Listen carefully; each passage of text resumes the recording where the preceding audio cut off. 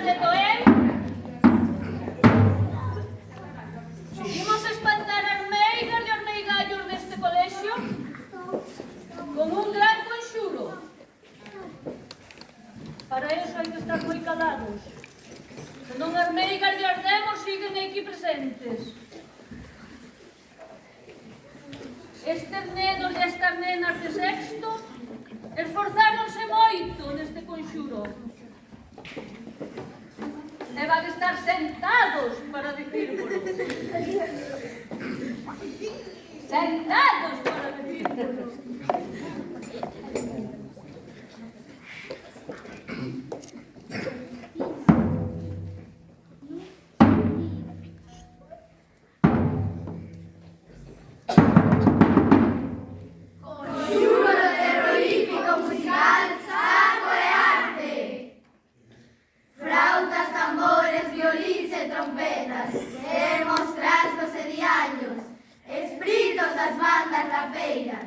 Directores, pianistas e violinistas, feitizos das meciñeiras, podres trompetas furadas, fogar dos directores de danza, lume das santas compañas, mal de ollos, negros pianos, cheiro dos mortos tronos e raios, o veo do pandeiro, canto do violín, puciño da trompeta e pé de tambor, pecadora do canto do mal perro, casada cun grave vello, canto de Satán e Belzebú, lume dos instrumentos ardentes, corpos mutilados dos cantantes inocentes, melodías dos infernais espíritus, berros dos sopranos enfurecidos, saxofón inútil sen almohadillas, canto dos sopranos que cantan nos teatros, guitarras en cordas que non soan ni se escoitan.